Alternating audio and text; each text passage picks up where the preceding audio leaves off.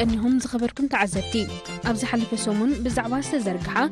ጋዜጣታት ውሽጥ ሃገር ሓዳስ ኤርትራ አልሐዲሳ ኤርትራ ሓዳስን ኤርትራ ፕሮፋይልን አተኪራት ትዳሎ መደብ ዳሳስ ሕትመት ሒዝናልኩም ቀሪብና ለና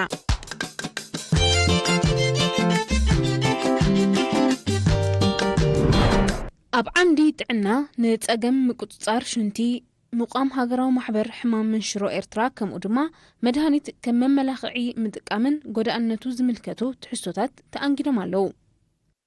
ኣብ ዓምዲ ባህልን ስነጥበብን ወኒን ተዳርኺብካ ዕድለኛ ኢኻ ንሱ እንተረኺቡካ ኸ ዝያዳ ኣብ ትሕቲ ዝብላ ርእስቲ ዶክተር ታጀዲን ኣብ 1953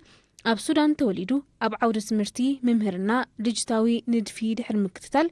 ኣብቲ ኣብ ዳህላክ ኣብ ጥንታዊ ዘመን ዝነበረ ኣብ እምኒ መቃብር ዝተወቕረ ጽሑፍ ብፍላይ ኣብ ዞባ ምብራቕ ኣፍሪቃ ከኣብ ሓፈሻ ብዘካየዱ መጽናዕቲ ማዕረግ ዶክተርና ረኺቡ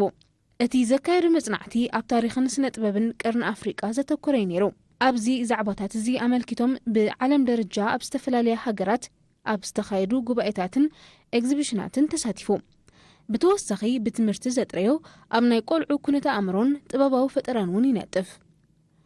ዶክተር ታጀዲን ካብ ፈለማ ሰብዓታት ኣብ ሰውራ ኤርትራ ተሳቲፉን ቀዳማይ ዳይሬክተር ሃገራዊ ቤተ መዘክር ኤርትራ ኮይኑን زحلف سمون 31 ጥቅምቲ ኣብ ኣዳራሽ አሊያንስ ፍራንስ ምርኢት ቅባ ኣካይዱ ተጠቂሱ ኣብ ዓምዲ ሸባብ ንስ ዓምዲ ሓሳባት ጭራ ባህግኻ ሒስካ ሙግያይ ብዝብል ኣብ ሕብረተሰብና ምስ ዓበኻ እንታይ ኢኻ ክትከውን ከይተባህለ ዝዓበየ ቆልዓ ዳርጋ የለን በዛ ሕቶ እዚኣት ሓጊዝና ኸኣ ከይዓበና ብዛዕባ ምስ ዓበና እንኾኖ ክንሓስብ ዕድል ረኺብና ወለድና እውን ብዘለዎም ተመክሮ ምስ ዓበኻ ከምዚ ኢኻ ትኸውን እናበሉ ባህግና ክንጸርብ ሓጊዞም ናዮም ወላዲ ማለት እቲ ጥዑይ ወላዲ ንውላዱ ኩሉ ዘዝበለጸ ዝምርጸሉ ንባዕሉ ዘይበልዖ ዘይተኸድኖ ዘይተማህሮ ንውላዱ እናብልዐ እናኸደነን እናመሃረን እዩ ዝዕቢ ኣብዚ ደው ከበለ ዝበለጸ ባህጊ ኣብ እምሮ ውላዱ ከቐምጥውን በቲ ዝኽእሎ ከይተሓልሎ ይበልሓት ይርከቦ مخبار حقታት ትራፊክ ውሕስነት ህይወትን ቁጠባዊ ምዕባለን እዩ ሓላፊ ንኡስ ጨንፈር ፖሊስ ትራፊክ ኤርትራ ሌተናንት ኮሎኔል መሓሪን ጉሰ ካብ ጥሪ ክሳብ መስከረም ንዘጋጠመ ሓደጋታት ትራፊክን ሳዕቤናቱን ኣመልኪቱ ኣብ ቀዳማይ ረብዕ ዓመት ማለት ካብ ጥሪ ክሳብ መጋቢት 2024 142 ሓደጋታት ኣብ መላእ ሃገር ኣጋጢሙ ነይሩ ኣብ ካልኣይ ረብዕ ዓመት ማለት ካብ ሚያዝያ ክሳብ ሰነ ዘጋጠመ ሓደጋታት ድማ 927 ነይሩ ኣብ ሳልሳይ ረብዒ ዓመት ካብ ሓምለ ክሳብ መስከረም ዝተፈጸመ ሓደጋታት ከ 992 ነይሩ ብጠቕላላ ድማ ኣብ ውሽጢ ዘን ዝሓለፋት 9 ወርሒ ናይ 2024 3061 ሓደጋታት ኣጋጢሙ ነይሩ ክብል ኣብ ዘካየዶ ሰፊሕ ቃለ መሕተት ገሊጹ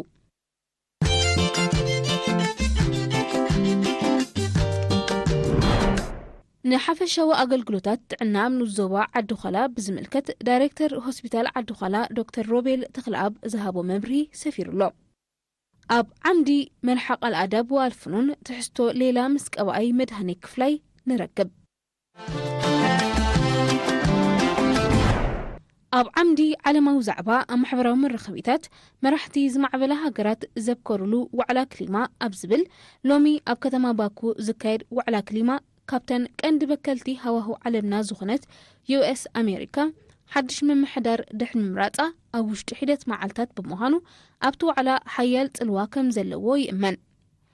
ዓለማዊ ብከላ ዘየለን ሰብ ዝፈጥሮ ሓሶትን ምዃኑ ዝኣምን ካብ 2016 ክሳብ 2020 ፕሬዚደንት ኣሜሪካ ዝነበረ ዶናልድ ትራምፕ ንሃገሩ ካብቲ ዋዕላ ኣውፂዋ ድሕሪ ምጽናሕ ድሕሪኡ ዝተክኦ መምሕዳር ጆ ባይደን ናብቲ ተሳትፎት ዋዕላ መሊስዋ ጸኒሑ ናይ ሎብ ዘበን ዋዕላ ክሕልፎ ዝኽእል ልበዋታት ምሕጽንታን ሸቶታትን እቲ ኣብ ኣሜሪካ ዝርከብ ዘሎ ሓድሽ መምሕዳር ትራምፕ ዝነጽጎ እንድሕር ኮይኑ ድማ ስልጣን ምስ ተረከበ ዝረአዩ ኣብ ተመሳሳሊ ኣርእስቲ ገና ዓለም ድሕሪት ዝተረፈትሉን ኪንያው ለበዋ ክሓልፍ ዘይከኣለን ብምግራብ ሓምላይ ዓለም ንምፍጣር ተስፋ ሂቡ ዝነበረ ለበዋታት ብዙሕ ኣይሰርሐን ብደረጃ ዓለም ዝብትኽ ዘሎ ኣግራብ ዶ ይበዝሕ ዝትከል ኢልካ ምሕታት እኹል መልሲ ክንረኽበሉ ንኽእል ኢና ኣብቲ ሰሜናዊ ክፋል ዓለምና ገረብ ምብታኽ ብጽኑዕ ሕጊ ክልኩል ስለ ዝኾነ ንኣማይት ዓመታት ከም ባህሊ ተዓቂሩ ዝጸንሐ ክንክን ገረብ ኣሎ። ኣብ ትሮፒካዊ ዕጣቕ ዓለም ዝርከባ ዘይለምዓ ሃገራት ግና ብዘሎ ስእነት ኤሌክትሪክ ገረብ ከም ኣማራጺ ነዳዲ ክጥቀማ ይኽእላ። መንግስታት ብዙሕ ቁጽጽር ክገብሩ ይኽእሉ፣ ምድረ በዳነት ግን ምግፋሕ ኣይቋረጸን። ኣብ ርእሲ እዚ ኣግራብ ናብ ሃዋህው ንዝዓረገ ከም ካርቦን ዳይኦክሳይድ ዝኣመሰለ ረሳሕ ኣየር ብምምጻይ ቀንዲ ተኸላኸልቲ ብከላ ከም ምዃኖም ሃገራት ደቡባዊ ክፋል ዓለም ብመደባት ግርባ ክነጥፉ ከም ዘለወን ኣብዚ ኣኼባታት ወትሩ ዝለዓል ኣርእስቲ እዩ ተጠቒሱ። ኣብ ዓምዲ ዳየሪ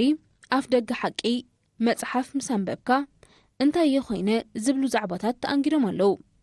ሓንቲ ካብአን ንምጥቃስ መጽሓፍ ህቡብነት ቀልጢፉ እንተተሰቂሉ ወይ ብዙሕ ሰብ እንተተዛሪቡሉ ልበይ ኣይረግኣለይን እዩ። ቀልጢፈ ስለ ዝጽሎ ምስ ዓፍራኡ ብውዕዩ ከንብቦ ኣይደልን እየ። መጽሓፍ ክልተ ቅነ ኣብ ድፍዓት ኣንቢበያ ዝብእሰብ ምስ በዝሓኒ ገዚአ ኣቐሚጠያ እናሻዕ እሪኣ ግዳይ ኣንበብክዋን ዓመታት ኮይኑ ትማሊ ኣብ ከብሐይ ዘይተነበ መጽሓፍ እናፈተሽኩ ረኺበያ። ንሳ ጥራይ ከይተነበት ዘኽቲማ ሃንደበት ገንፂለ ከንብባ ጀሚረ። ተመሪዕኹ ዶ? በላ ኣብ ቤት ትምህርቲ ሰውራ ተምሃሪቱ ዝነበረት ቹቹ ኣብ ድፋዕ ምስ ረኸባ ኣላስኻ ግደፍናስከ ኣቓልቦና ኣብኡ ይኮነን ዘሎ ስለምንታይ ምስ መን ከም ዘለና ዶንበር ይርዳእካ ኣሎ። ኩላ ገዲፋትና ኸይዳ መፈጠርና ጸሊና ኣለና። ንስኻ ኸ ኣብ ዛዕባ መርዓ ተራእይካ ኩላ ክትከይድ ኢኺ ትደሊኖ ከማ ክትብሉ ከለኹም ክትሕርቁኒ ድሕሪ መሳቱኻ መማጽእትኻ መምሃርትኻ ምትራፍ እቲ ዝኸፈ እዩ። እቲ ዝርርብ ብዓይነ ሕልናይ ክቐርጾም ልበይ ክትንክፍ ንብዓት ክቖጽር እናገደደኒ ክቕጽል ኢለ ካብተን ክንበባ ኣለወን ዝበሃላ መጽሓፍቲ ዓድና ገይሮም ክገልጽዎን ከለዉ እንታይ ምኽንያት ይህልዎም የሕስበኒ ነይሩ። እዛ ሃንደበት ኣብ ገጽ 21 ዝረኸብክዋ ጽሕፍቲ ነታ መጽሓፍ ክንድኡን ልዕሊኡን ስምዒታት ክህልዋ ከም ዝኽእል ኣገመተኒ። ስምዒታት የገድሱን እዮም። ዝገደደ ብታሕቲ ጸንሐ ዘይደቅኸ ኢኻ ክትቀብር መጺካ ትብሎ ቹቹ ተምሃሪቱ እዋይ ኣይከኣልኩን ንብዓት ጽረር ኣቢለ እዋይ ክኸብድ ናታ ሞት ቅቡል ናተይ ህለወ ርጉጽ ሙሳዳ ኣዝዩ ከበደኒ ዝብል ምስ ኣንበብኩሞ ዓጺፈያ ትንበልኩም። ኣብቲ ንመስዋእቲ ዝወጽዎ በረኻ እዝታት ከመይ ኢሎም ይኽእልዎ ነይሮም ክግምቶ ኣይከኣልኩን። እዛ መጽሓፍ ሓቀየ ክበቃ ኮፍ መበለየ ኣጣጢሐ ከም ብሓድሽ ካብ ገጽ ሓደ ከንብባ እጅምር ኣለኹ። ዘየንበብኩማ እንተለኹም ሰዓቡኒ ትጠቅስ። ኣብ ዓምዲ ኣንክሮ ነጸርታ ዝተሰወረ ገበን መልክዕ እንክጽየቕ ጽምብል መበለት ኣብ ቀቢላ ኢግቦ ኣጋጣሚዶ ትብልዎ ዝብሉ ተኣንጊዶም። ኣብ ደቡብ ናይጀርያ ኣብ ዝርከባ ቀቢላታት ኢግቦ ዝነብርወን ከባቢታት ኢንጉ፣ ኣናምብራ፣ ኣብያ ንመበለታት ዝምልከት ጎዳእ ባህሊ ይርከብ። እዚ ባህሊ እዚ ንምጥፍኡ ከቢድ ጻዕሪ ዝተኻየደሉ ክነሱ ክሳብ ሕጂ ዝቕጽል ዘሎ እዩ። ደቂ ኣንስትዮ ኢግቦ በዚ ነገር ሕጉሳት ኣይኮናን። ገለ ካብቲ ኣብ ቀቢላ ኢግቦ ደቂ ኣንስትዮ ሰብኡተን ምስ ሞቱ ክገብርኦ ዝግደዳ ነገራት ንምጥቃስ መጀመርታ እቲ ሬሳ ዝተሓጽበሉ ማይ በዓልቲ ቤት መዋቲ ክትሰትዮ ትግደድ፣ ጸጉራ ትላጺ፣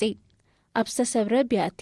ትምገብ፣ ከምኡውን ንገለ ሳምንቲ ዓይኒ ምድሪ ክትጥቀማ ይፍቀዳን። ወዲ ተባዕታይ ውላድ ዘይብላ ምስ እትኸውን ንብረት በዓል ቤታ ኣዝማድዮም ዝወርስዎ።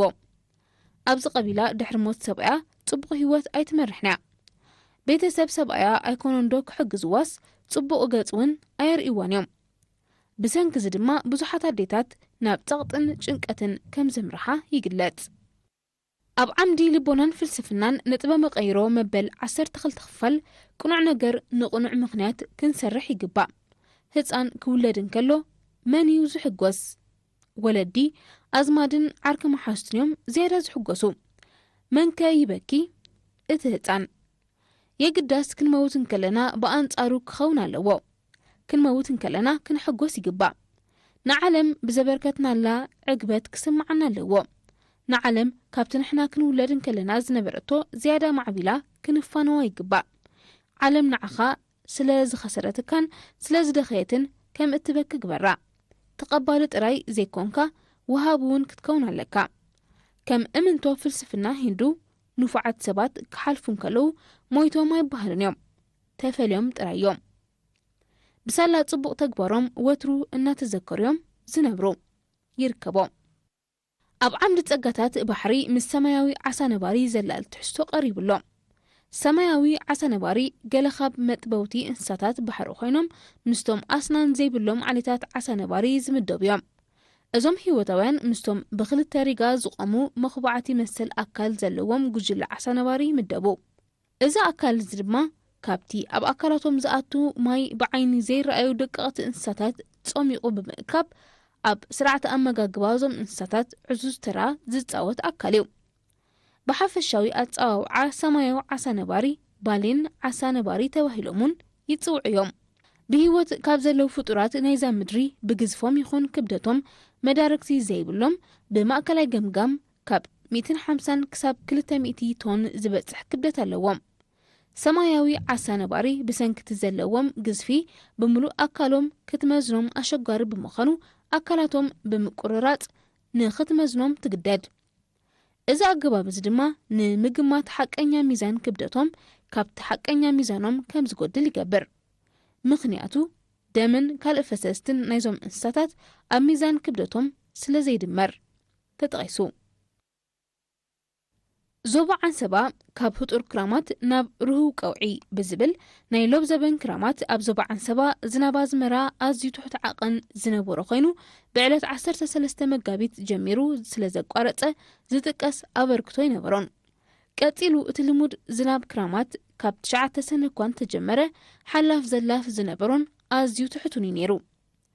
ወርሒ ሓምለ እውን ብተመሳሳሊ ትሑት ስለ ዝነበረ ኣብቲ መጀመርያ እዋናት ናይ ዘርእን ማሕረስን መድረኽ ንሓረስቶት ዘሰከፈ ተርእዮ ተኸሲቱ ነይሩ ይኹን እምበር ድሒሩ ካብ ወርሒ ነሓሰ ክሳብ መጀመርያ ሰሙን ወርሒ መስከረም ብደረጃ ዞባ ምዕሩይ ዝርግሐን ቀጻልነትን ዝነበሮ ኣዕጋብን እኹልን ዝናብ ስለ ዝዘነበ ኩሉ ስክፍታታት ቀንጢጡ ንሓረስቶት ዘተባብዐን ዝኽሓሰን ይኾይኑ ብፍላይ ኣብ ወርሒ ነሓሰ ኣብ መብዛሕትኡ ከባቢታት ዞባ ንኣስታት 2 ሰሙን ብዘይ ምቁራጽ ኣብ ገለገለ እዋናት እውን ኣብ ውሽጢ ሓንቲ መዓልቲ 2-3 እዋናት ወይ እውን ንነዊሕ ሰዓታት ጀለም እናበለ ብምዝናብ ንሕርሻን ንምስሳን ሳዕሪ መሮርን ኣግራብን ዘተባብዕ ኩነታት እዩ ተራእዩ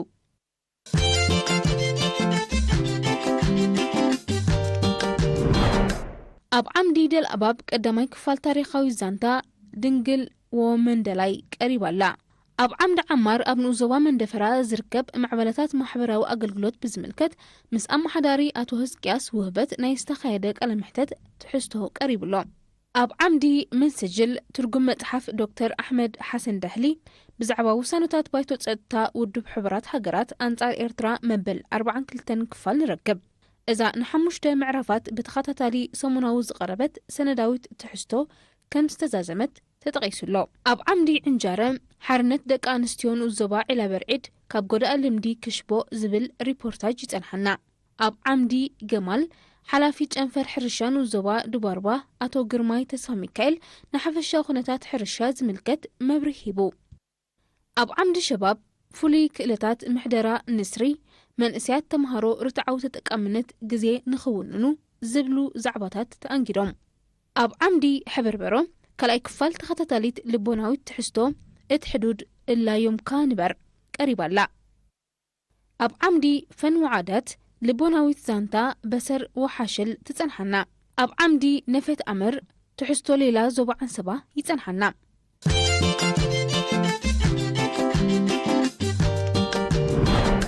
ኣብ ዓምዲ ዴቨሎፕመንት ሪፖርታጅ ጽምብል ዝኽሪ ዓለምለኻዊ መዓልቲ መግቢ ሰፊሩሎ ኣብ ዓምዲ ስፖትላይት ተራ ሃገራዊ ማሕበር ደቂ ኣንስትዮ ኤርትራ ኣብ ሕርሻዊ ልምዓት ዛዕባ ዝገበረ ትሕዝቶ ሰፊሩሎ ኣብ ዓምዲ ካልቸር ኤንድ ኣርትስ ንሓደ ካብ ያታዊ ልምድታት ብሄር ዓፋር ዝኾነ ብዳጉ ዝፍለጥ ኣገባብ ምትሕልላፍ ሓበሬታ ዘላል ትሕዝቶ ተኣንጊዱ ኣብ ዓምዲ Q&A ትሕዝቶ ሌላ ምስነ ጥበባዊ ተስፋይ ተኽለን ስራሓቱን ንረክብ እምባደርሆ ብናይ ሓባር ዕዮ ዝተረኽበ መንስተርሆት ብዝብል ኣብ ዝቐረበ ትሕዝቶ ሪፖርታጅ ብ10 ሕዳር ኣብ መምሕዳር ከባቢ እምባደርሆ ጽምብል መመረቕታ ዝተፈላለየ ልምዓታዊ መደባት ተኻይዱ ካብቶም ልዑል ቆላሕታ ተዋሂብዎም ዝተሰላሰሉ መደባት ኣብ ውሽጢ እቲ መምሕዳር ከባቢ ዝተዘርግሓ ጽርግያ ብቐዳምነት ይጥቀስ እቲ ምምሕዳር ከባቢ ኣቃውማ መሬቱ ካብ በረኽቲ ቦታታት ንጎልጎል ዝወርድ ቅርፂ መሬት ዝውነን ኮይኑ ካብ ውሽጢ ዓዲ ዝዝርጋሕ መገዲ ብሰንኪ ውሕጅ ብምብሕጓጉ ንተሽከርከርቲ ጥራይ ዘይኮነ እንተላይ ንኣጋር ኣጸጋሙ ኮይኑ ጸኒሑ። እቲ ንሓያሎ ዓመታት ብድሆ ኮይኑ ዝጸንሐ ጉዳይ ነባር ፍታሕ ንኽረክብ ናይ ኣስታት 2.5 ሚልዮን ናቕፋ ወጻኢ ብምስላዕ ህዝቢ ኣስታት 11 ኪሎ ሜትር ዝዝርጋሕ ጽርግያ ብልዑል ወንን ተወፋይነትን ክሃንጽ ክኢሉሎ። ኣብ ርእሲ እዚ ውሕስነት ጽሩይ ዝተማይ ንምርግጋጽ ንዝጸንሐ ኣገልግሎት ብምጽጋን ብምስፋሕን ካልእ ልምዓታዊ ዕማማት ብምስልሳልን ብጠቕላላ 14 መዕደሊ ነቑጣታት ተሰሪሐን ንህዝቢ ኣገልግሎት ክህባ ጀሚረን ኣለዋ። ከምኡ ድማ ጎደሎ ኮይኑ ዝጸንሐ መስመር ኤሌክትሪሲቲ እውን ከም ዝማላእ ኮይኑሎ። እምባርከስ ኣብ ምምሕዳር ከባቢ ባደርሆ ሕፅረት ቀረብ ጽሩይ ዝተማይን ጸገም መጓዓዝያን ንምፍታሕ ብልዕሊ 6.7 ሚልዮን ናቕፋ ዝተሰርሐ ፕሮጀክትታት ማይን ናይ ሓመድ ጽርግያን ተሰላሲሉ ይርከቦ። ኣብ ዓምዲ ሸባብ ዕምቆት ዘለዎ ንባብ ኣብ ትሕቲ ዝብል ሓቅታት ሙሉእ ሓሳባት ብዘለዎ ትኽክልነት እዩ ዝረጋገጽ። ስለዚ ኣብ እነንብቦ ጽሑፍ ነቲ ዘለዎም ሓበሬታ ሓቅነቱ ክነረጋግጽ ጥልቀኢልና ክንርድኦ ንፈትን። ዝተፈላለየ መወከሲታት ተጠቒምና ድማ ብርግጽ እንታይነቱ ንረዳእ። ርእቶታት ኣብ ዝተበገሱ ሓሳባት ናይ ገዛእ ርእስና ኣመለኻኽታ ክህልወና ይኽእል እዩ። እንተኾነ ቅድመ ፍርዲ ቅድሚ ምሃብና ነቲ እነንብቦ ዘለና ጽሑፍ ንረዳእ እዮም። ብድሕሪዚ ናይ ገዛእ ርእስና ርእቶታት ንሃበሉ ወገንነት ኣብ እነንብቦ ዘለና ጽሑፍ ካብ ዘለና ኣመለኻኽታ እምነት ኣረዳድኣ ተበጊስና ዝተፈላለየ ርእቶታት ኣለና። እንተኾነ ኣብ እነንብቦ ጽሑፍ ናይ ወገንነት ስምዒት ክህልወና ይብሉን። ክንክሕዶ ዘይብልና ፍልጠትና ኸነዕቢና እነንብብ። ስለዚ ኣብ እነንብቦ ጽሑፍ እንህቦ ርእቶ ሓቀኛ መስርዕ ዝሓዘን ወድዓውን ክኸውን ኣለዎ። ንኣብነት ንዘለና እምነት ዝፈታትን ጽሑፍ ክንረክብ ንኽእል ኢና። ቅድሚ ህንዱድ መልሲ ምሃብና ንእምነትና መርትዖ ብምምጻእ እነንብቦ ዘለና ሓሳባት ድማ ብወድዓዊ ኣገባብ ብምትንታን ሓሳብና ንሃብ። እዚ ምግባር ካብ ኣንነት ኣርሒቑ ሰላም ኣእምሮ ይፈጥረልና። ካብኡ ሓሊፉ ድማ ሓሳብና ኣተሓሳስባናን የዕብየልና። ተጠቒሱ ኣብ ዓምዲ ሓሳባት መበል 29 ክፋል ሕብረተሰብ ካበይ ናበይ ብኸመይ ድሕሪ ናጽነት ኣብ ኣፍሪቃ ዝቖማ ፖለቲካዊ ሰልፍታት እንተርኢና ንስሙ ሓሳብን ፕሮግራምን ኣለና ይብላ ይኾና እምበር ይትረፍዶ ኣባላተንን ህዝብን እቶም ፖለቲካዊ ሰልፊ ንምቋም ዝብገሱ ሰባት እውን ኣብ ሓሳብ ዝኣምኑ ኣይመስሉን። ቀንዲ መስረትን መራሕትን ናይቲ ፖለቲካዊ ውዳበታት ኣብ እንዳ ቀቢላን እምነትን ሰረዝ ዝገበሩ እዮም። ኣብ ዝሓለፈ ጽሑፋትና ናይ ሱዳን ተመክሮ ብሰፊሑ ርኢና ነርና።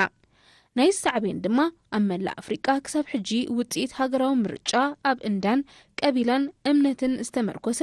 ብዋጋዕ ደጋ ግበረለይ ክገብረልካ ዝፍጸም ኮይኑ ተሪፉ። ሰረገላ ቅድመ ፈረስ ከም ዝበሃል ከዓ እተን ድሕሪ ምቋም ፖለቲካዊ ሰልፍታት ዝቆማ ወለንታዊ ማሕበራት መብዛሕትአን መሳርሒ ፖለቲካዊ ሰልፍታት ወይ ናይ ግዳም ሓይልታት ኮይነን ኣብ ክንዲ ኣብ መባእታዊ ድሌት ወይ ጠለብ ኣባላተን ዘተኩራ ገሊአን መሳርሒ መንግስቲ ክኾናን ከለዋ ገሊአን ድማ ከም ሓውስ መተካእታ መንግስቲ ኮይነን መሰረተን ኣብ ምንጫታዊ ገይረን ይርከቦ።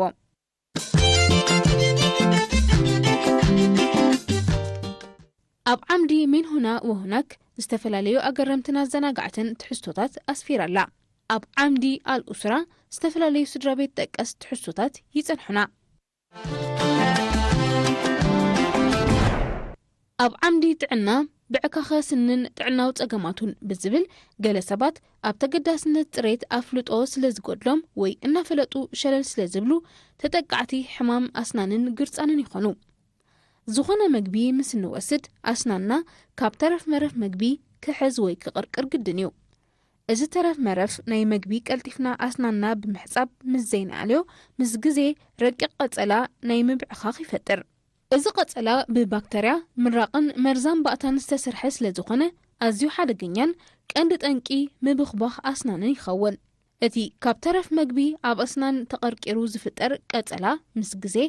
እናተረረዩ ዝኸይድ ኣብ መንጎ ኣስናንን ግርጻንን ተሰኺዑ ድማ ብጩው ዝበለ ሕብሪ ዘለዎ ብዕካኽ ይፈጥር። እዚ ጸገም እዚ ጸጸር ስኒ ተባሂሉ እውን ይጽዋዕ እዩ። ቀንዲ ምስክር ጉድለት ጽሬት ኣፍ ድማ ይመልከት ኣብ ልዕሊ ኣስናና ግቡእ ክንክን ወላ ንግበር ኣብ ኣፍና ባክተርያ ክህሉ ግድን እዩ እዚ ባክተርያ እዚ ምስ ፕሮቲንን ተረፍ መረፍ ናይ ገለ ምግብታት ተሓዊሱ ኣብ ልዕሊ ኣስናና ዝልጠፍ ረቂቕ ሽፋን ቀልጢፍና መዊፅና ምስ ዘይንሰዶ ክሳብ ገጻና እናሸፈነን እናተደረዐን ስለ ዝኸይድ ኣብ ልዕሊ ኢናመል ናይ ስኒ ከቢድ ዕንወት ከውርድ ይጅምር ንመትንታት ናይ ግርጻን ክጎድኦ ከም ዝኽእል እውን ኣይንዘንጋዕ ተሓቢሩ ኣብ ዓምዲ ማህደር ጀጋኑ መበል 6 ክፋል ኣደያ ጸላዊት ገድላው ጠመተይ ቀሪባ ጋሻ ኣብ ዝነበር ኩሉ ናይ መጀመርታ ትዕዝብተይ ኣብ ተኣሃዱ ዝገረመን ነገር ነይሩ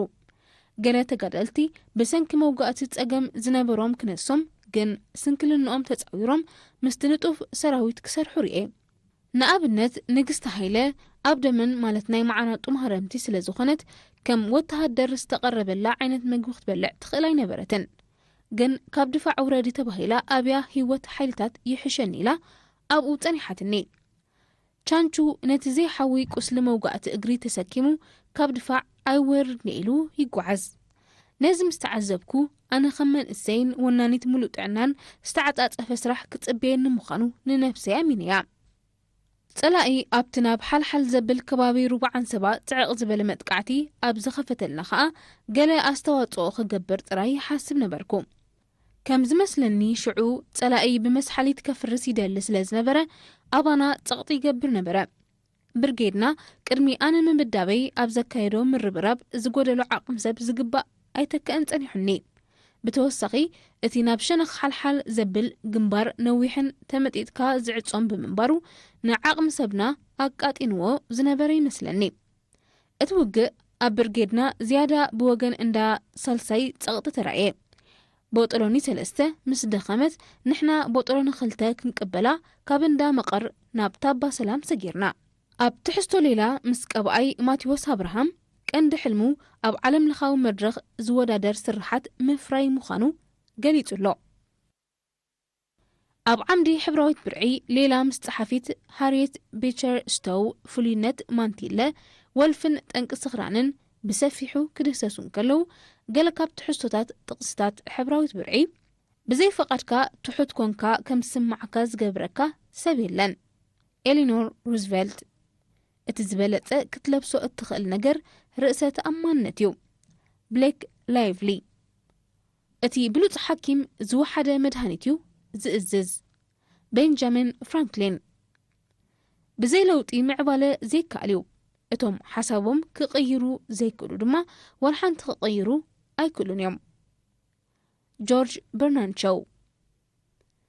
ዓርኪ ማለት ኩሉ ብዛዕባኻ ዝፈልጥ ክነሱ ዘፍቅረካ ሰብ እዩ ኣልበርት ሃባርድ ሓጎስ ኣብ ገዛ ርእስናዩ ዝምርኮስ ኣርስቶተል ሓደ ሰብ ንኽምሃር ክጓዓዝ ኣለዎ ማርክ ትዌይን ከም ጉዕዞ ወይ ምጋሽ ኣቢሉ ብልሒ ዘማዕበላ ኣጋጣሚ የለን ኤሚል ዞላ ኣብ ዓምዲ ወቕፋ ፈንያም ዝተፈላለዩ ዓለም ለኻዊ ፈጽምታት ስነ ጥበብ ተዳሲሶም ንረኽቦም ኣብ ዓምዲ ሸባብያት ምስ ሓላፊ ጨንፈር ሃገራዊ ማሕበር መንእስያትን ተማህሮን ንዞባ ሞልቂ መንእሰይ ሓይለ ኣብ ምሕረት ኣብ ናይ ዝተኻየደ ቃለ ምሕተት ሰፊሩሎ ኣብ ዓምዲ ሸባብ ንኡስ ዓምዲ ሕቶ ሸባብ ዓባይ ሰብ ክትቅየሪ ብዝብል ፈለማ ሓዳርና ኣብ ዝወፃናሉ እዋን ኩሉ ዕላሉ ብዛዕባ ዘንብቦም ጽሑፋትን ኣብ ህይወቱ ዝወሰኹሉ ፍልጠትን ቁም ነገርን ዝረኣዮም ቦታታት ዝጸሓፎም ግጥምታትን ዓንቀጻትን ጥራይ ክዕልል ይውዕል ነይሩ ኣነ ኸዓ ንቡር ዕላል መነባብሮ ናይ መጻኢ መደባትናን ሓደ ምስ ፍቕሪ ዝተተሓሓዙ ኣርእስታት እናልዓልኩ ኣውግዕ ነይረ ብደረጃ ትምህርተይ እውን ጥቕኡ ብምዃነይ ከም ናቱ ዘይገበርኩ ግድደል ይመስለኒ በጀኻ ምቅዳው ሲእናን ዝበለቶ ንኡስ ብድሆ ገዛእ ርእሳ ብምቕያር ነቲ ዝበዝሐ ጽቡቖም ክትዕቅቦ ምኽሪ ተዋሂብዋ ብዕጋበት ተቐቢላቶላ ኣብ ዓምዲ ፍረ ጻዕሪ ሓዳር ኣይክልክልን ብርእስኻ ካብ ምሕዳር ብዝብል ኣርእስቲ ሕርሻዊ ንጥፈት ደቂ ኣንስትዮ ቀንዲ ኣበርከቲ ምዃነን ብኣደ ቆልዑ ዝምራሕ ንኡስ ዋኒን ሕርሻ መፍረጥ ጸባ ከም ኣብነት ተጠቒሱሎ ኣብ ዓምዲ ንቑሕ ደመና ሰብ ንምንታዩ ኣድህቦ ዝብህግ ብዝብል ህፃን ካብ ዝውለዳት ሒሱ ክሳብ ቋንቋ ተማሂሩ ስምዒታቱ ብቓላት ክገልጽ ዝኽእል ዘይምቹእነት ብብኽያት እዩ ዝገልጽ። ሰባት ኣድህቦ ክደልዩ ንቡር ምዃኑ ኣብ ገጻት ማሕበራዊ ሚድያ ብምጽናዕቲ ኣሰልኛ ዝጸሓፈት ሶፊያ ሉሲዶ ጆንሶን ምብካይ ኣድህቦ ከም ዝደለና እንገልጸሉ ተፈጥሮኣዊ ኣገባብ ምዃኑ ትገልጽ። ቀጻልነት ህይወትና ኣብ ሕድሕዳዊ ምድግጋፍ ዝተመርኮሰ እንተዘይከውን ነይሩ ህፃናት ስቕ በሃልቲ ምኾኑ ብምባል ኣድህቦ ምድላይ ኣካል ሰብኣዊ ባህሪ ምዃኑ ተብርህ። ብድብድቡ ቆልዓ ኣድህቦ ከም ዘድልዮ ይርዳእናዩ። ቆልዓ እንተበኺዩ ኣድህቦ ይደልዩ ኢልና ድሌቱ እነማልእ ግን ክንደይና? ምናልባት ኩሉ ድሌት ቆልዓ ከነማልእ ኣይከኣልን ይኸውን። ወለዲ ድሕሪ ኣህላኺ ናይ ስራሕ መዓልቲ ካብታ ዝተጸንቀቐት ሓይሎም ንደቆም ክጻውቱን ሕቶታቶም ክምልሱን ይፍቱን እዮም። እዘን ሓጸርቲ ምስ ደቆም ዘሕልፍዎን ደቐይቕ ኣብ ባህርያት ቆልዓ ዓብይ ኣስተዋጽኦ ብምግባር ምስ ዓበየ ክስዕብ ንዝኽእል ህርፋን ልዑል ኣድህቦን ነብሰ ምትሓትን ክከላኸለሉ ይኽእል። ብስም ንቆልዓ ኣድህቦ የድልዮ ኢልና ንደቅና ካብ ክውንነት ዝወፀት ዓለም ክንፈጥረሎም እውን ናቱ ኣሉታዊ ሳዕቤን ኣለዎ። ስለዚ ሚዛናዊ ዝኾነ ኣድህቦ ምሃብ የድልየና ተጠቂሱ። ካብ ኣስመራ ውፅእ እሞ ንበል ብዝብል ኣርእስቲ ኣባላት ማእከላይ ቤት ጽሕፈት ሚኒስትሪ ዕዮን ማሕበራዊ ድሕነትን ካብ ዝሓለፈ እዋን ጀሚሮም ጎድኒ ጎድኒ ስሩዕ መንግስታዊ ስርሖም ኣብ ዝተፈላለዩ ታሪኻውን ልምዓታውን ቦታታት ናይ ምብጻሕ ልምዲ ኣለዎም። ኣብ 2023 ብጥርኑፍ ኣብቲ ጸላኢ ንልዕሊ 20 ዓመት ኣህጉራዊ ሕግን ልኡላውነት ሃገርን ጥሒሱ ጎቢጥዎ ዝነበረ ልኡላዊ መሬትና ባድመን ከባቢኣን በፂሖም ነይሮም። ነቲ ዕርዲ ሓፂን ኮይኑ ርስቱ ከይድፈር ለይትን መዓልትን ኣብ ሓለዋን ልምዓትን ዝርከብ ሓይልታት ምክልኻል ከዓ ሞጊሶምን ንስለ ርስቱ ንዝኸፍሎ ዘሎ ረዚን ዋጋ ምስጋንኦም ኣቕሪቦምን። ኣብ መጋቢት 2024 ድማ ኣብ መበል 47 ዓመት ሓርነት ናይታ መርኣያ ጽንዓትናን ቃልስናን ዝኾነት ናቕፋ ብምስታፍ ኣብ ድምቀት እቲ በዓል ተዋሲኦምን ናብ ዕርድታት ጀጋኑ በፂሖምን። كما قتلتا نايزي لو معمدون لعلي 150 أولات مأكلاي بيت صحفت كاب 25 كساب 27 تكنتي أبو روايت كتما باطعن كوابيان نزركب تاريخاون لمعتاون بوتاتات تعزيبهم. اتقعزو ساعة كلتا دحر قطري كاب ميدا بحث مسكرم بقس مسبقلة اتم ونامات أولات بمقول حدمتي تحقزهم إنا تشفرون زتفرالي زي ماتات هاجر إنا درفون لا تقعزو فلي ممو. كاباس مراوتينا جنا 1 كيلومتر مستقعزنا خا جمن عفعفتان هطور كرامات بحري تقبلنا مستحي قوعي كم زيت نحنا أب حاطير رحقات وقتي تغيرو كرام تأتينا قعزونا مستزنبرة دموق قويلان تشفران متشوات أوتوبسات حارات داقم تحديسو نغتب قعزلو متشو كنا تقرنا في قعزو قحتي لاي كم زبتحنا انت زي حبرنا كندو رحقات استقعزنا خينو اي تسمعنان عودتنا دما باستراتيجياوي ديغا قحتلاي تجمرة يركبو أب عمدي ترموما سالساي كفال زانتا أتن كلتقن قوش أما علال مسهبرم حيزا قريبا لا أب عمدي من هنا وهناك ناي فيلما سنتبواو سراح كبقى روبوت بجرتا بالعلي 1 مليون دولار تشيتو مرح قبت نبر أنور صدر نمزنو جمال عبد الناصر ذهبو هياب ورقاويت ساعات نام مشت أوريدا حنتي أمريكاوي دمو بفولي كإلت هاكتي 9 أبرة أبدغ بمزلالة أب مزقب كبروسن جيناس سفيرة أب تمساسال زينا حنت تشايناوي دمو بمنشراتاتي برد بزتريتو فولي كإلت أب مزقب كبروسن جيناس كتسفر كيلا زبلو يركبوهم. أب عمدي زرعة واقتصاد مسام حداري لعلي قاش أتو قدي ستيفانوس نيستخايدك المحتد تحستو سفيرون رخبو عمدي وحتى الطفل استفلا ليون هتانات ززنا قعن زمهرون تحستوتات أغريبا لا أب عمدي الثروة البحرية طبابات مدلاو كوكمبر بحري زملكت تحستو سفيرا لا أب عمدي التغرر نهر عبيت ساب سرحو بالحية بعلمنا قوتاون ألوتاون قونتاتو بمدساس نود سب متن زحقزون زقودون أميتا تركب أب عمدي سبوتلايت ኣብ ኤርትራ ተርእዮ ፌስቱላ ናብ ዝተሓተ ደረጃኡ ንምውራድን ንግዳት ብግቡእ ሕክምናዊ ክንክን ናብ ንቡር ጥዕና ምምላስን ዝሰላሰሉ ዘለዋ ዕማማትን ተዳሲሶም ኣብ ዓምዲ ዴቨሎፕመንት ኣመሓዳሪ ንኡስ ዞባ መልቂ ኣቶ ዘርኣይ በርሀ ንዝሃቦ መብርሂ ሰፊሩ ኣብ ዓምዲ ስፖትላይት ኣብ ኤርትራ ንመንሽሮ ኣፍ ማህፀን ንምክልኻል ዝካየድ ክታበት ተዳሲሱ ኣብ ዓምዲ Q&A ምስ ዳይሬክተር ዞባዊ ቤት ጽሕፈት ኣገልግሎት ሓበሬታ ሕቡራት ሃገራት ሳንድራ ማካርያስ ተኻየደ ቃለ መሕተት ሰፊሩሎ ዝኸበርኩም ተዓዘብቲ ቴሌቪዥን ኤርትራ ንሎም ዝተዳለወ መደብ ዳሳስ ሕትመት ኣብዚ ፍጽም ሰላም